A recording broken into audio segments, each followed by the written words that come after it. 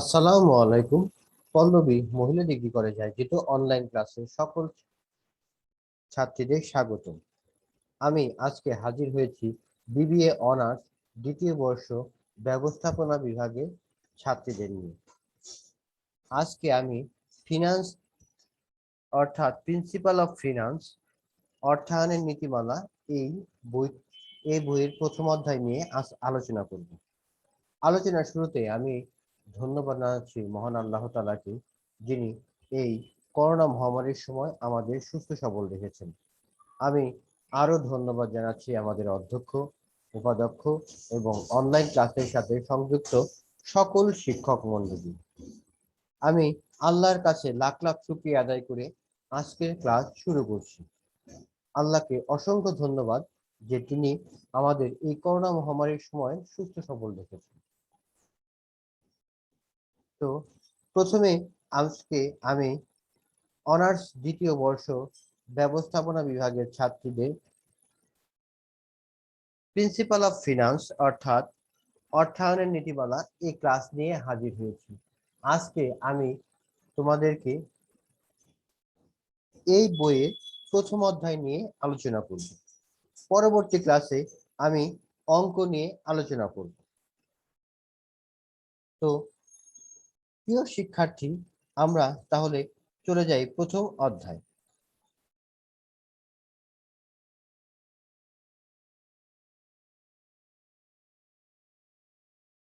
প্রথম অধ্যায় দেখো, বই খুললেই তোমরা দেখে বাবা অর্থায়নের সংজ্ঞা, ব্যবসায় ব্যবসায় ও অর্থায়নের সংজ্ঞা। আমরা অর্থায়নের সংজ্ঞাটা আগে পড়ি। দেখো, ইংরেজিতে ফিনান্স শব্দটি বাংলার প্রতিশব্দ হচ্ছে অর্থায়ন বা অর্থসংস্থান। এই ফিনান্স শব্দটি ল্যাটিন শব্দ ফিনস, ফিনস শব্দ হতে উৎপত্তি লাভ করেছে। এই অর্থায়ন বা অর্থসংস্থান শব্দটি দ্বারা অর্থের যোগান, অর্থসংস্থান বা সংগ্রহ করাকে বোঝায়। ব্যষ্টিক অর্থে বা সংকীর্ণ অর্থে অর্থায়ন বলতে কোনো ব্যবসায় আর্থিক প্রতিষ্ঠানের আর্থিক পরিকল্পনা, সম্পদের সর্বোৎকৃষ্ট ব্যবস্থাপনা, তহবিল ব্যবস্থাপনা গ্রহণকরণকে বোঝায়।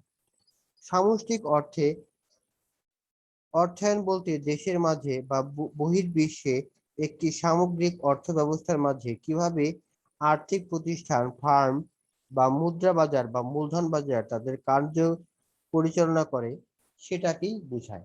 অর্থাৎ এই অর্থায়ন বলতে শুধুমাত্র ছোট অর্থেই বুঝাবে না, এটা বৃহৎ অর্থেও বুঝাবে, যা প্রতিষ্ঠানের ফার্ম, মুদ্রা বাজার এবং মূলধন বাজারকেও নিয়ন্ত্রণ করে। পরিশেষে বলা যায়, যদি আমরা সংজ্ঞা হিসাবে আমরা এটা বলতে পারি যে যদি এক মার্কে আসে অর্থায়ন কাকে বলে, তোমরা লিখবা কোনো ব্যক্তি, ব্যবসায়ী বা আর্থিক প্রতিষ্ঠান, সামাজিক প্রতিষ্ঠান বা সরকারি প্রতিষ্ঠান প্রভৃতির জন্য আর্থিক পরিকল্পনা প্রণয়ন, সেই অনুযায়ী যথাক্রমে স্বল্প, মধ্য ও দীর্ঘ মেয়াদী সময়ের জন্য সুবিধাজনক উৎস হতে অর্থ সংগ্রহকরণ, সংগ্রহিত অর্থের সুষ্ঠু বিনিয়োগ, সংরক্ষণ, সমন্বয় ও নিয়ন্ত্রণ প্রক্রিয়াকে অর্থায়ন বলে। অর্থাৎ এটার নিয়ন্ত্রণ প্রক্রিয়াকেই বলবে অর্থায়ন। তার মানে তোমরা ভালো মতো ভাবে এই অর্থায়নের সংজ্ঞাটা ভালো মতো তোমরা বুঝতে পেরেছো নিশ্চয়ই। এখন আমরা পড়ব ব্যবসায়ী অর্থায়ন কাকে বলে। ব্যবসায় অর্থায়ন দেখো, ব্যবসা প্রতিষ্ঠানে প্রতিনিয়ত যে সমস্ত কার্যাবলী সম্পাদন করে তাদের সাথে অর্থ বহুলাংশে সম্পর্কযুক্ত। তাই অর্থ সংস্থানের সাথে সংশ্লিষ্ট কার্যাবলীর ব্যবসায়িক কার্যাবলীর অন্তর্ভুক্ত হয়ে এই উদ্দেশ্য অর্জনে ব্যবহৃত হলে তাকে ব্যবসায় অর্থায়ন বলে।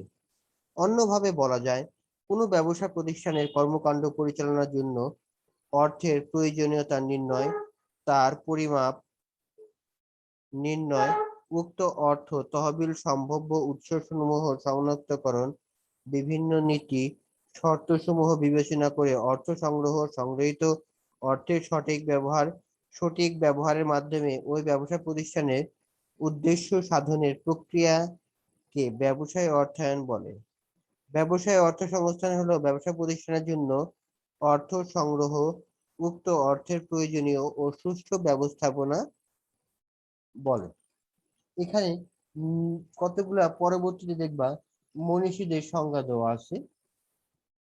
এগুলা সাধারণত তোমাদের যদি 4 মার্কের আসে তাহলে এই মনীষীদের সংজ্ঞা অবশ্যই লাগবে। দেখো, পরিশেষে বলতে পারি যে ব্যবসায় অর্থায়ন বলতে কোনো ব্যবসা প্রতিষ্ঠানে স্বল্প মেয়াদী ও দীর্ঘমেয়াদী লক্ষ্য অর্জনে ব্যবসায়িক তহবিল পরিমাণ নির্ণয়, উক্ত ব্যবসায় সম্ভাব্য উৎসসমূহ শনাক্তকরণ, সবচেয়ে সুবিধাজনক বা এক বা একাধিক উৎস হতে তহবিল সংগৃহীত তহবিলের সার্বিক ও সুষ্ঠু বিনিয়োগ, সংরক্ষণ ও নিয়ন্ত্রণ প্রক্রিয়াকে আমরা এই অর্থায়ন বলবো। তার মানে খুব সহজেই আমরা এই অর্থায়নটা বুঝতে পারলাম। ব্যবসায়ী অর্থায়ন,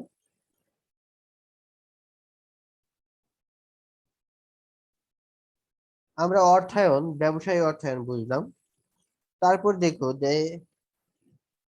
আর্থিক ব্যবস্থাপনার উৎপত্তি ও ক্রমবিকাশ যেটা আছে, তোমরা ভালো মতো রিডিং করবা। এখান থেকে 1 মার্কের বা 2 মার্কের কোশ্চেন, 1 মার্কের কোশ্চেন গুলা আসলেও আসতে পারে।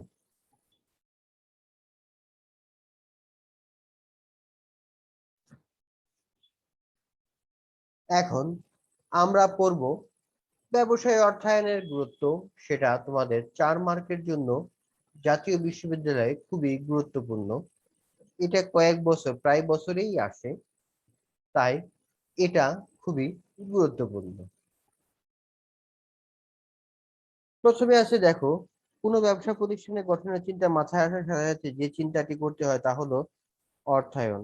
কারণ অর্থ হলো ব্যবসার জীবন শক্তি। মানুষ যেমন রক্ত ছাড়া বাঁচতে পারে না, তেমনি অর্থ ছাড়া ব্যবসার কথা চিন্তা করা যায় না। ব্যবসার শুরু থেকে দৈনন্দিন কার্য পরিচালনার সর্বক্ষেত্রে অর্থের প্রয়োজন। নিম্নে অর্থায়নের গুরুত্ব আলোচনা করা হলো। দেখো কতগুলো গুরুত্ব দিচ্ছে। যে প্রাথমিক খরচ, প্রথমেই আমরা দেখি প্রাথমিক খরচ। কোনো ব্যবসা প্রতিষ্ঠানের গঠনের সময় গঠন সংক্রান্ত কিছু অর্থের প্রয়োজন হয়। যেমন ফিজিবিলিটি স্ট্র্যাটেজি, মানে আমরা একটা ব্যবসা করব তার স্ট্র্যাটেজি করব, রেজিস্ট্রেশন খরচ ইত্যাদি। এই কাজের জন্য প্রয়োজনীয় অর্থায়ন না করা হলে ব্যবসায়িক গঠনের কথা চিন্তাও করা যায় না। স্থায়ী সম্পদ ক্রয়। স্থায়ী সম্পদ ক্রয়, যে কোনো ব্যবসা পরিচালনার জন্য স্থায়ী সম্পদ যেমন ভূমি, দালানকোঠা, যন্ত্রপাতি, আসবাবপত্র ইত্যাদি প্রয়োজন। আর এগুলো ক্রয়ের জন্য অর্থ সংস্থানের প্রয়োজন। চলতি সম্পদ ক্রয়, ব্যবসা প্রতিষ্ঠানে স্থায়ী সম্পদের পাশাপাশি দৈনন্দিন খরচের জন্য আমাদের চলতি সম্পদও প্রয়োজন হয়। চলতি সম্পদ যেমন কাঁচামাল, খুচরা, নগদ ইত্যাদি, এগুলো প্রয়োজন আমাদের মোটামুটি ভালো পরিমাণের জন্যই এই অর্থায়নের প্রয়োজন হয়। দৈনন্দিন খরচ, যে ব্যবসা প্রতিষ্ঠান পরিচালনা করার জন্য আমাদের দৈনন্দিন খরচ হয়ে থাকে। এই দৈনন্দিন খরচ পরিচালনা করার জন্য আমরা সাধারণত দেখা গেছে যে এই খরচগুলো লাগে। যেমন শ্রমিক কর্মচারীর মজুরি, বেতন, বিদ্যুৎ বিল, টেলিফোন বিল, ঘর ভাড়া, পরিবহন ব্যয়, মণিহারি ব্যয়, বিজ্ঞাপন ব্যয়, আপ্যায়ন ব্যয় ইত্যাদি নির্বাহের জন্য অর্থের প্রয়োজন হয়ে থাকে। অপ্রত্যাশিত ঝুঁকি মোকাবেলা, ব্যবসায় বিভিন্ন ধরনের অপ্রত্যাশিত কিছু ঝুঁকি আসতে পারে। যেমন অগ্নিকাণ্ড, প্লাবন, সাইক্লোন, বাজার মন্দভাব ইত্যাদি। এসব ঝুঁকি মোকাবেলায় অর্থের প্রয়োজন। তারপরে আছে ব্যবসা সম্প্রসারণ। ব্যবসা সম্প্রসারণের জন্য আমাদের এই অর্থায়নের প্রয়োজন হয়। অবসায়ন, শুধুমাত্র ব্যবসায় গঠন বা পরিচালনার জন্য নয়, যদি আমি এটা বিলোপ সাধনের কাছে যাই তাহলে খুব সহজেই আমার এটা অর্থায়নে বা ব্যবসায়ী অর্থায়নে এটা অবসায়নের জন্য এই কাজগুলা লাগে।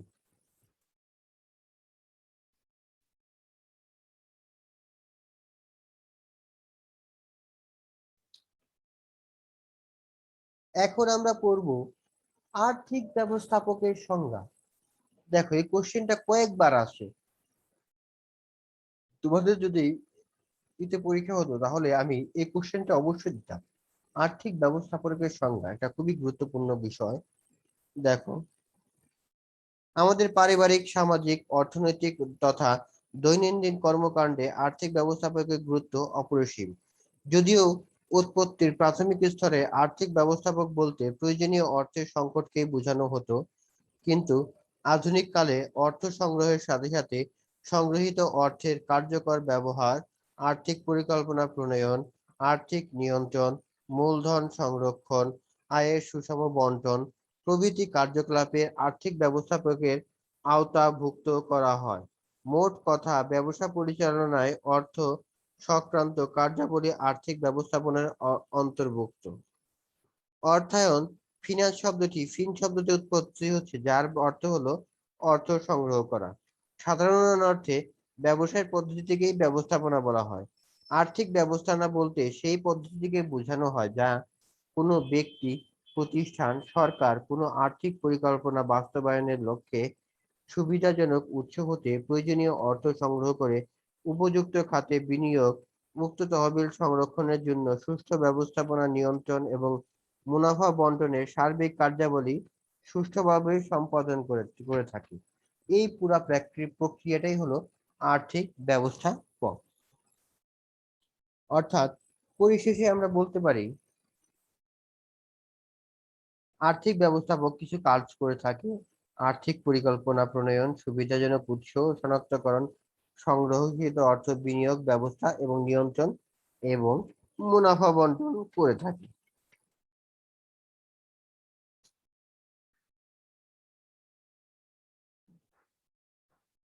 খুব গুরুত্বপূর্ণ একটা কোশ্চেন। এই গুরুত্বপূর্ণ কোশ্চেনটা আশা করছি তোমরা ভালো মতো বুঝতে পারবা। ব্যবসায় অর্থায়নের নীতিসমূহ, এটা অনেক সময় 10 মার্কের ভিতরেও এসে থাকে। তাই এটা খুবই গুরুত্বপূর্ণ একটা নীতি। তাই তোমরা ভালো মতো এটা অবশ্যই পড়বা।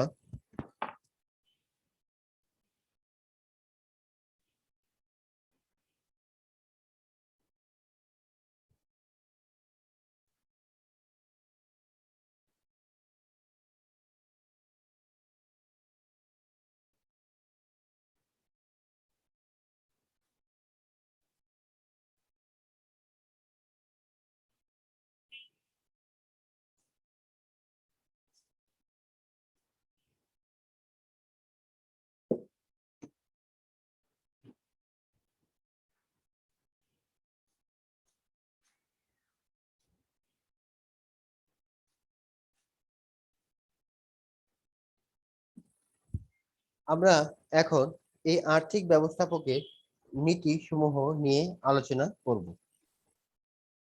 আর্থিক ব্যবস্থাপকের নীতি প্রথমে আছে, দেখো, ঝুঁকি ও আয় সমন্বয় নীতি। 2, অর্থ সময় মূল্য নীতি। 3, সম্পদ বৃদ্ধিকরণ নীতি। 4, তারল্য ও লাভ অর্জন ক্ষমতা নীতি। 5, উপযুক্ততা নীতি। 6, আর্থিক ক্রয় সংক্রান্ত নীতি। 7, বহুমুখী নীতি।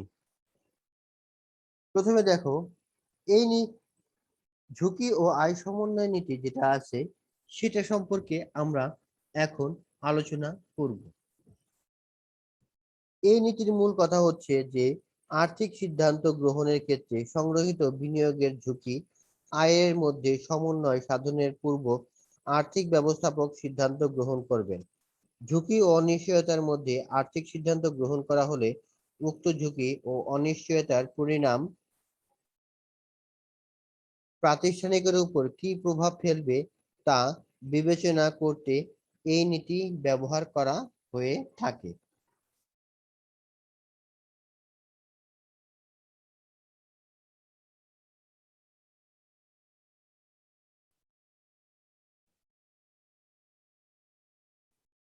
2, অর্থের সময় মূল্য নীতি।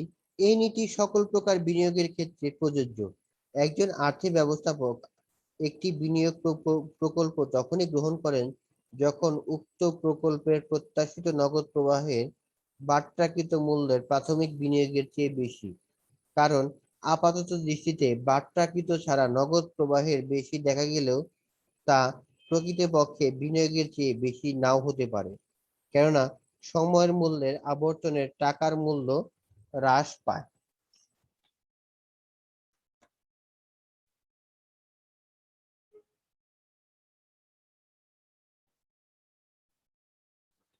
অর্থাৎ আজকের 1 টাকা ভবিষ্যতে 1 টাকার বেশি হবে। অর্থাৎ কারণ এই বাট্টাকরণ আমাকে যদি আহ কাউকে যদি আমি 1 লক্ষ টাকা ধার দেই, 10 বছর পরে তার কাছে আমি অবশ্যই বেশি আশা করব, বা 1 বছর বা 10 বছর পরে তার কাছে বেশি আশা করব। কারণ সে যদি আমাকে 10 বছর পরে 1 লক্ষ টাকা দেয়, তার মানে আমার ব্যাপক লস হয়ে যাবে। তাই এই অর্থের সময় মূল্য নীতিটা খুবই গুরুত্বপূর্ণ। সম্পদ বৃদ্ধিকরণ নীতি। এই নীতির মূল কথা হলো বিনিয়োগকৃত প্রকল্প থেকে নিট নগদ প্রবাহের প্রতিষ্ঠানের সম্পদ বৃদ্ধিকে কাজে লাগাতে হবে। এখানে নিট নগদ প্রবাহ বলতে নগদ প্রবাহ থেকে অবচয়, ঝুঁকি, অনিশ্চয়তা বাদ দিতে হবে। এই নীতি প্রয়োগের ফলে সম্পদ সার্বজনীকরণের সংজ্ঞা ও গুণগত প্রভাব পড়বে। এই যে অধ্যায়ের পরবর্তী ক্লাসে আমি বিস্তারিত এটা নিয়ে আলোচনা করব। তারল্য ও লাভজনক ক্ষমতা নীতি, অর্থাৎ এখানে কি পরিমাণ বিনিয়োগ করতে হবে, অর্থাৎ কি পরিমাণ তারল্য ধরে রাখতে হবে, সের উপরে এখানে বিশদভাবে আলোচনা করতে হবে। তাই তারল্য ও ঝুঁকি মুনাফা নীতি সমন্বয় নীতিটা খুবই গুরুত্বপূর্ণ একটা নীতি বলে বিবেচিত হয়। উপযুক্ততার নীতি। এই নীতির মূল কথা হচ্ছে ব্যবসা প্রতিষ্ঠানে চলতি সম্পদের স্বল্পমেয়াদী উৎস থেকে এবং স্থায়ী সম্পদের দীর্ঘ ও মধ্যমেয়াদী উৎস থেকে বিনিয়োগ করা উচিত। উদাহরণস্বরূপ, মজুত পণ্যে বিনিয়োগ করতে হলে ব্যবসায়ী স্বল্পমেয়াদী উৎস যেমন বাণিজ্যিক ব্যাংক, ব্যবসায়ী ঋণের মাধ্যমে করা উচিত। অন্যদিকে যদি আমি জমি, যন্ত্রপাতি প্রভৃতি স্থায়ী সম্পত্তি বিনিয়োগ করতে হলে দীর্ঘমেয়াদী উৎস হতে আমাকে বিনিয়োগ করতে হবে। তাই এই উপযুক্ত নীতিটা খুবই গুরুত্বপূর্ণ। তারপরে আর্থিক চক্র সংক্রান্ত নীতি, বহুমুখী নীতি, অর্থাৎ কোনো এক জায়গায় আমার সম্পত্তি সম্পূর্ণ বিনিয়োগ না করে ধাপে ধাপে বা ভেঙে ভেঙে বিনিয়োগ করা উচিত। এটাকেই বলা হয় বহুমুখিতা নীতি। তোমরা আশা করছি এটা ভালো মতো পড়তে পারবা বা লিখতে পারবা।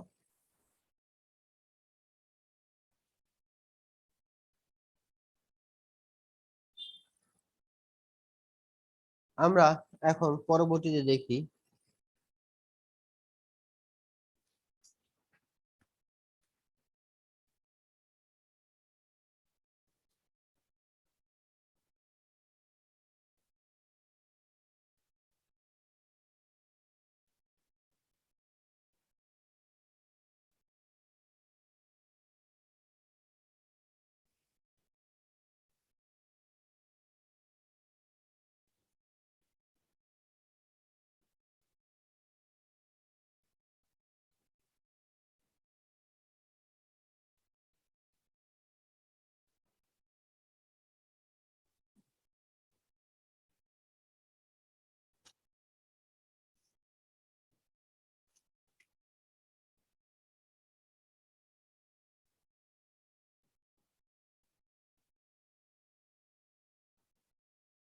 আর্থিক ব্যবস্থাপকের ভূমিকা খুবই গুরুত্বপূর্ণ। এখানে যে ভূমিকাটা আছে এটা তোমাদের 2006 সালে অনার্সে এসেছিল, যে আর্থিক বিশ্লেষণ ও পরিকল্পনা প্রণয়ন, বিনিয়োগ সিদ্ধান্ত গ্রহণ,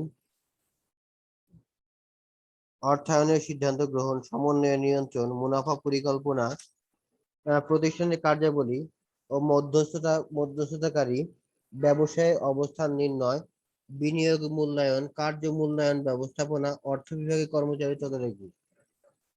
এগুলা বাসায় খুব সহজেই পড়বা, এগুলা পড়লেই বুঝতে পারবা। এই সম্পর্কে আমি বিস্তারিত আলোচনা আজকে না করলাম।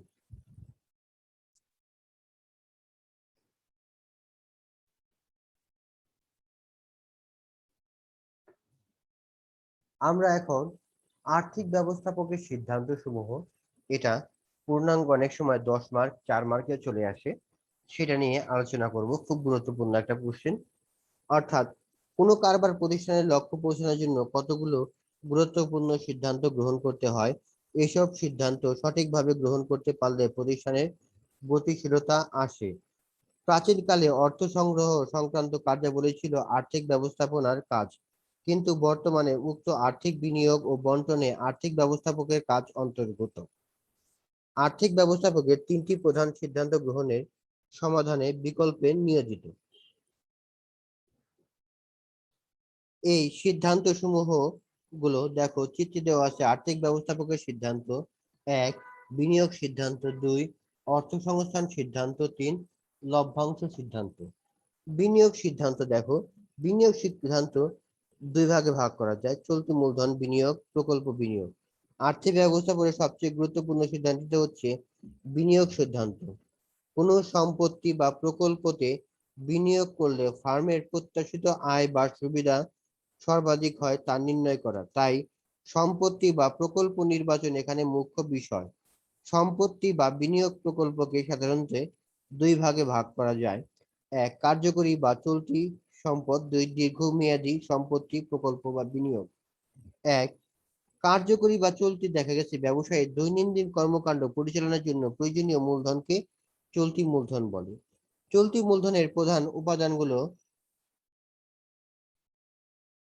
বলতে নগদ তহবিল, মজুত পণ্য, বিবিধ দেনাদার, প্রাপ্য বিল বোঝায়।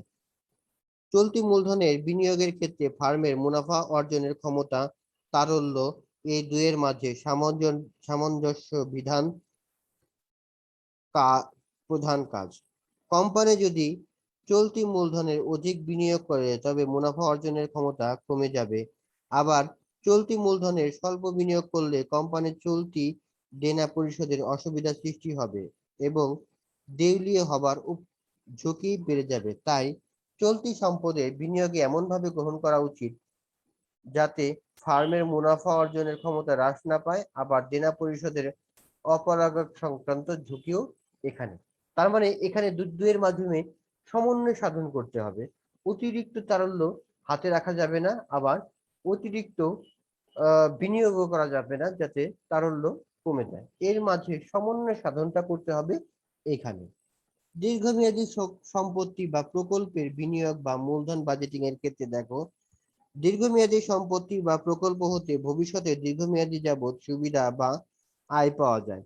এক্ষেত্রে ওই প্রকল্পের জন্য কি পরিমাণ মূলধন প্রয়োজন, প্রকল্পের কার্যকাল, ওই প্রকল্প থেকে ভবিষ্যতের প্রত্যাশিত আয়, আয়ের নিশ্চয়তা প্রভৃতি বিষয় বিবেচনা ও মূল্যায়ন করে সিদ্ধান্ত গ্রহণ করা হয়। অর্থাৎ এখানে দীর্ঘমেয়াদী যে সম্পদগুলো আছে সেগুলাই এখানে বিস্তারিত বলা হয়েছে। 2 নাম্বার, অর্থ সংক্রান্ত সিদ্ধান্ত, খুব গুরুত্বপূর্ণ একটা সিদ্ধান্ত। তোমরা একটু দেখো, আর্থিক ব্যবস্থাপকের দ্বিতীয় কাজটি হলো প্রকল্প বাস্তবায়নের জন্য প্রয়োজনীয় অর্থ সংগ্রহ করা। অর্থ বিনিয়োগের জন্য অর্থায়নে কিভাবে ব্যবহার হবে বা কোন উৎস থেকে বিনিয়োগ করা হবে তার সিদ্ধান্ত এখানে ঠিক করা হয়। তাই প্রকল্পের বিনিয়োগের জন্য মোট মূলধনের কি পরিমাণ নিজস্ব মূলধন, কি পরিমাণ ঋণকৃত মূলধন তা নির্ধারণ করাই হচ্ছে এই সিদ্ধান্তের মূল বিষয়। অর্থায়ন সংক্রান্ত সিদ্ধান্ত আর্থিক মিশ্রণ, মূলধন কাঠামো অথবা লিভারেজ নামেও অভিহিত করা হয়। যে মূলধন কাঠামো সংমিশ্রণে সবচেয়ে কম খরচ হবে, শেয়ারের মূল্য সর্বাধিক হবে, তাকে কাম্য মূলধন কাঠামো বলে। এই কাম্য মূলধন কাঠামো সৃষ্টি করা আর্থিক ব্যবস্থাপকের একটি গুরুত্বপূর্ণ কাজ। লভ্যাংশ সিদ্ধান্ত, প্রকল্পের বিনিয়োগের মাধ্যমে কোম্পানি যে মুনাফা অর্জন করে সেই মুনাফা কোম্পানির শেয়ার মালিকদের মধ্যে লভ্যাংশ আকারে বন্টন করা এবং আর্থিক ব্যবস্থাপকের গুরুত্বপূর্ণ সিদ্ধান্ত।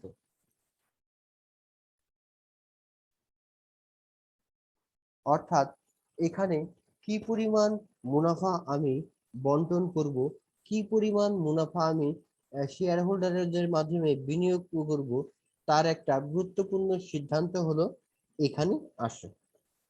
পরবর্তীতে দেখো, আর্থিক সিদ্ধান্তের উপর প্রভাব বিস্তারকারী উপাদান, যে উপাদানগুলো আছে: কারবারের প্রকৃতি, কারবারের আকৃতি, তারপরে আছে মালিকানা কাঠামো, সম্পত্তি কাঠামো, নিয়মিত ও স্থিতিশীলতা উপার্জনের সম্ভাবনা, কারবারের সময়কাল, সংগঠনের আইনগত কাঠামো, ঋণ চুক্তি, বিধিনিষেধ, ব্যবস্থাপনার দৃষ্টি, ব্যবসায় চক্র, পরিস্থিতি, কারবারের তারল্য সংরক্ষণ।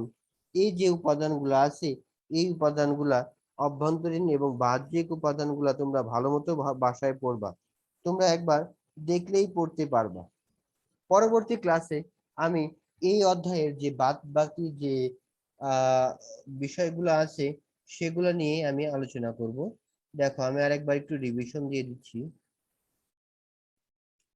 প্রথমে আছে অর্থায়নের যে সংজ্ঞাটা, সেটা তোমরা ভালো করে পড়বা। অর্থাৎ এখানে অর্থায়নের সংজ্ঞাটা কাকে বলে তোমরা দিবা। তারপরে ব্যবসায়ী অর্থায়নের সংজ্ঞা, সেটাও ভালো মতো দিবা। ব্যবসায়ী অর্থায়নের যে ক্রমবিকাশ, সেটা একটু পড়ে নিও, রিডিং। তারপরে ব্যবসায়ী অর্থায়নের গুরুত্ব, একটা গুরুত্বপূর্ণ অর্থায়ন, সেটা খুবই গুরুত্বপূর্ণ। তারপর দেখো, প্রিয় শিক্ষার্থী, যে ব্যবসায় অর্থাৎ আর্থিক ব্যবস্থাপনের আওতা আছে, পরিধি আছে, এগুলো তোমরা বাসায় পড়ে নিয়েও। আর্থিক ব্যবস্থাপকের সংজ্ঞা, এটা 1 মার্কের জন্য কমন। আর্থিক ব্যবস্থাপকের যে কার্যাবলীটা তোমরা বাসায় পড়ে নিয়ে, অনেক সময় চলে আসে। ব্যবসায় অর্থায়নের যে নীতিসমূহ আছে, নীতিসমূহটা ভালো মতো বাসায় যেয়ে পড়বা। তারপরে আছে ব্যবসা প্রতিষ্ঠানের যে অন্যান্য ক্রয়কৃত প্রতিষ্ঠানের যে সম্পত্তি আছে, সেগুলো ভালো মতো পড়বা। তারপরে আর্থিক ব্যবস্থাপকের যে সিদ্ধান্ত, এই সিদ্ধান্ত 3টা কিন্তু খুবই গুরুত্বপূর্ণ, তোমাদের সারা জীবনের জন্য এই 3টা সিদ্ধান্ত লাগবে, তাই গুরুত্বপূর্ণ। তো প্রিয় শিক্ষার্থী, আজকে আমরা এই প্রথম অধ্যায় সম্পর্কে জানলাম। আমি দ্বিতীয় ক্লাসে এর পরবর্তী অংশ অথবা অঙ্ক নিয়ে হাজির হব। সেই পর্যন্ত বিদায়। আমি সবশেষে ধন্যবাদ জানাচ্ছি মহান আল্লাহ তাআলাকে, যিনি এই করোনা মহামারীর সময় আমাদের সুস্থ সবল রেখেছেন। আমি আরো ধন্যবাদ জানাচ্ছি আমাদের প্রান্তীয় অধ্যক্ষ, উপাধ্যক্ষ এবং অনলাইন ক্লাসের সাথে সংযুক্ত সকল শিক্ষক মন্ডলী ও আমার প্রান্তীয় ছাত্রী। এই শুভকামনায় আজকের মতো আমি আমার এই ক্লাস এখানেই শেষ করছি। সবাই ভালো থেকো, সুস্থ থেকো। আল্লাহ হাফেজ।